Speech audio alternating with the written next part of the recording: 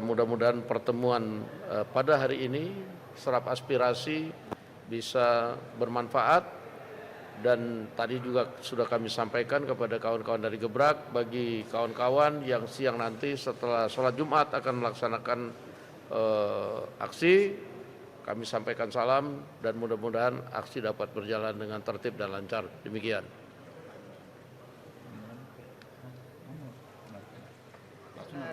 Pak Sunar.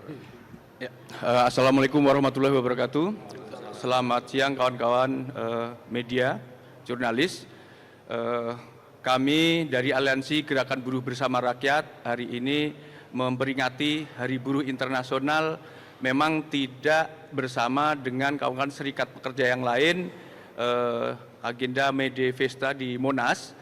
Kami memang memilih aksi yang di depan gedung DPR karena kami juga ingin menyampaikan secara langsung kepada Wakil Ketua DPR, dan sebenarnya harapannya semua pimpinan DPR dan Komisi 9 bisa hadir. Tadi juga diwakili oleh Bu Putih.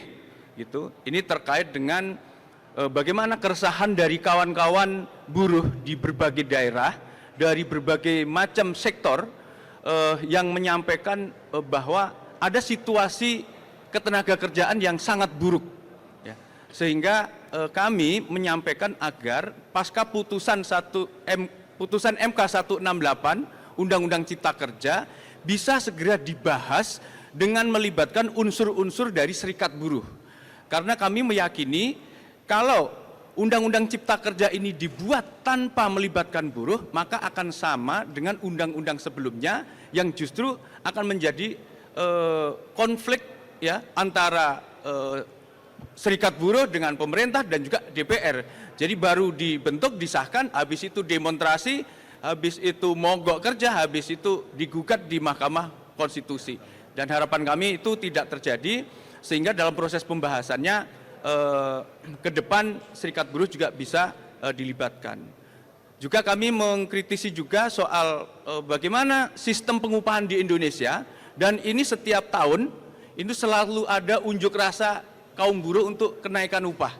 Harapan kami pemerintah dan DPR bisa meninjau kembali dan melakukan reformasi sistem pengupahan menuju upah layak nasional. Jadi harapannya kawan-kawan buruh tiap tahun tidak selalu demonstrasi, karena itu kan juga yang menjadi kekhawatiran dari pihak Apindo sendiri soal kondusivitas dalam iklim dunia usaha. Karena kalau regulasinya nggak bagus, udah otomatis perselisihan akan terus terjadi.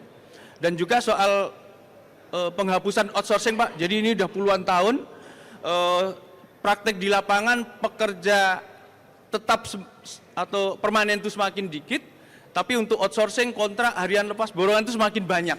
Dan inilah yang kami juga soroti, harapannya itu nanti juga dimasukkan di dalam Undang-Undang Ketenagakerjaan yang baru.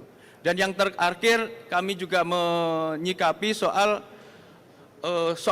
demokrasi yang kami menganggap mungkin di beberapa waktu ini ruang demokrasinya semakin dipersempit, karena memang ada beberapa kawan-kawan yang melakukan aksi unjuk rasa mendapatkan kriminalisasi, bahkan mungkin penangkapan dan lain sebagainya. Mestinya itu juga bisa disikapi oleh pihak DPR sebagai perwakilan dari masyarakat sipil. Artinya juga harus melindungi dari gerakan masyarakat sipil. Mungkin itu yang dapat kami sampaikan. Terima kasih. Wassalamualaikum warahmatullahi wabarakatuh. Mungkin ada, atau cukup ya? Cukup. Baik. Yuk, ya, mau sholat Jumat. Terima kasih. Oke.